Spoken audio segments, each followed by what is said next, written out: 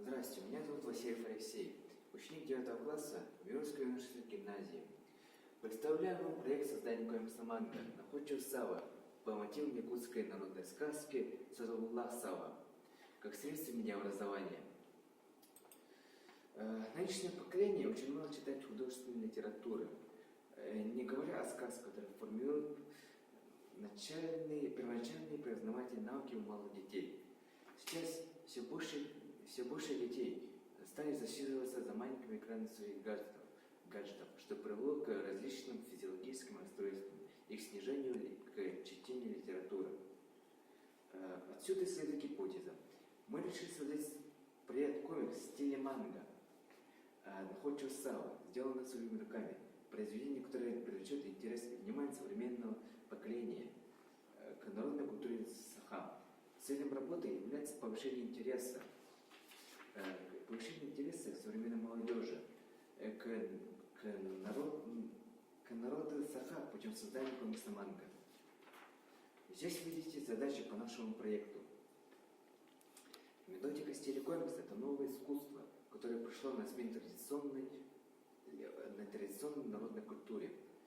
В современной среде нужен был новый способ выражения, который помог повысить интерес молодежи к своим сказкам.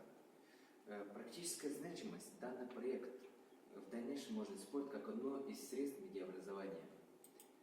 Существует много определений комикса, но все они в целом сводятся к тому, что это серия изображений, в котором рассказывается какая-либо история. Но исторически сложилось, что самый распространенный жанр комиксов являются карикатуры и приключения. После изучения теоретической части мы приступили к основному этапу проекта создания комикса манга «Находчивый Сава». Практическая часть нашей работы состояла из 4 этапов. Первый этап – выбор произведения для работы. Ориентируясь над данными критериями, наше внимание привлечено на народную якутскую сказку, «Садовуллах Сава», написанную в 1929 году. Объем сказки не очень короткая и не очень длинная, что легко изобразить на листе бумаги в виде комикса. Поучительная история, выдержанная народная философия, которая бытует и еще актуальна в нашем современном мире. Гибкость ума, мудрость, примеры решения проблемы, имеется харизма героя, а также ценно эмоционально насыщенно. Второй этап – создание манги. Нарисовать комикс в стиле цветной манги. Удерживание сюжетной линии рассказа по мотивам народной сказки в переводе на русский язык «Находчивый Сава» для охвата более широкого круга читателей. Решили предоставить данную историю, раскрывая эмоции героев в раскадровке эпизодов, так как мы считаем, что без этих элементов было бы неинтересно смотреть страницы. Ребенок, однажды читавший сказку по комиксу, в дальнейшем будет представлять, что да как выглядит при чтении. Третий этап – апробация проекта.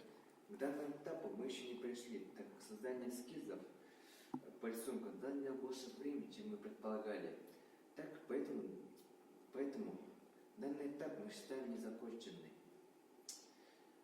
Выводы по проекту. Анализировав проект, мы решили дополнить нашу работу, провести тщательный сравнительный анализ по теме научной работы, предоставить рекомендации и советы, ориентированных на создание комиксов для детей и по мотивам народных сказок. С левой стороны виднеется обложка альбома, а с правой страницы, первая страница. Многие дети и взрослые предпочитают читать книги, газеты, журналы, посты по разных сайтов.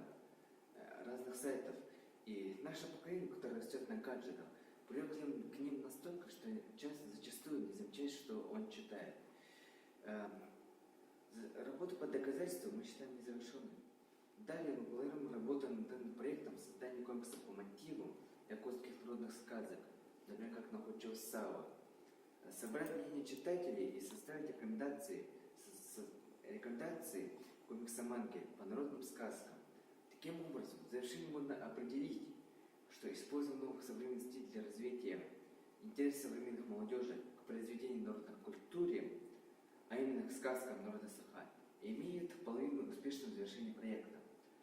Также надо помнить, что сказки – это мощный пласт народной культуры, в котором воплотилась вековая мудрость. Задача нашего поколения – это не утратить историю своего народа в мире технологической эволюции и гаджетов.